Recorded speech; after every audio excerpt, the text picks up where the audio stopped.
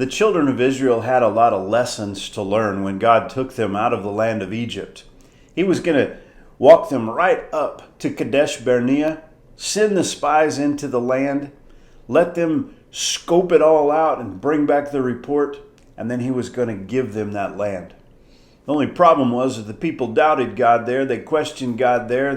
They believed the evil report of the 10 spies. They wouldn't believe Caleb and Joshua, and so they had to wander for 40 years in the wilderness, during which time God chastened them. He caused that older generation to die off so that he could bring their children back into the land, but he had to teach them a few things during that period of time. One of the things you and I need to understand is that hardships are times for learning. When we experience difficult times, there's lessons that are to be learned in the midst of that. Those times, they humble us, and they teach us lessons that we couldn't learn any other way. Lessons that you learn through the school of hard knocks or the school of experience. This morning I'm reading from Deuteronomy chapter 8, verse 2. It says, "And thou shalt remember all the way which the Lord thy God led thee these 40 years in the wilderness, to humble thee and to prove thee, to know what was in thine heart, whether thou wouldest keep his commandments or no.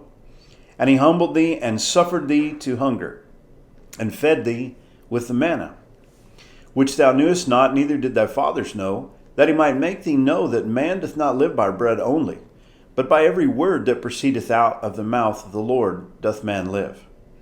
And so he suffered them to hunger. In other words, he allowed them to get to a place where they ran out of food. And there's some lessons that you can't learn until you've experienced it, till you've walked in that. And this is one of them. The people had a hard time trusting God. I think we all do. I think we all have a hard time, and you don't know about a situation until you've lost it, and then you've had it returned to you. You've come to a place where there's nothing that you can do to accomplish that. Like food, the children of Israel, they began to get hungry. They experienced thirst while they were in the wilderness. God provided them water out of the rock. They experienced hunger. God provided them manna. And he says that the reason that he did it was to humble them, to prove them, to see what was in their heart, but to teach them that man does not live by bread only. Do you know that lesson? Have you learned that lesson? Your life does not consist of the things that you own.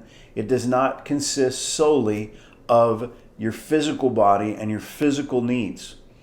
Your life is also a spiritual life, and it must be fed with spiritual food. And the way to learn that lesson is to get into the Word of God. That's one of the ways to learn it. Another way to learn it is through the school of experience. As you experience the hand of Jehovah Jireh at work in your life, our God who sees to it, our God who provides for us. Have you seen him do it? Have you experienced that? Sometimes when you're at a point of loss or at a point of lack, and you cry out to the Lord, and you see God provide.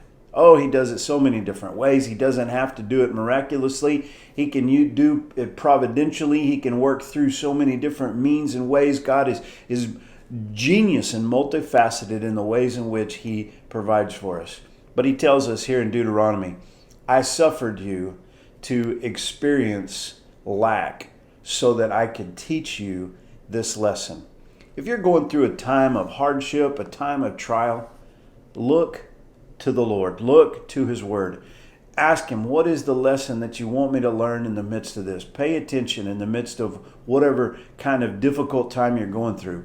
Because in the midst of those times, God is teaching. And sometimes he's teaching that there's no other way that you could learn that particular lesson. God bless you. Hope you have a great day.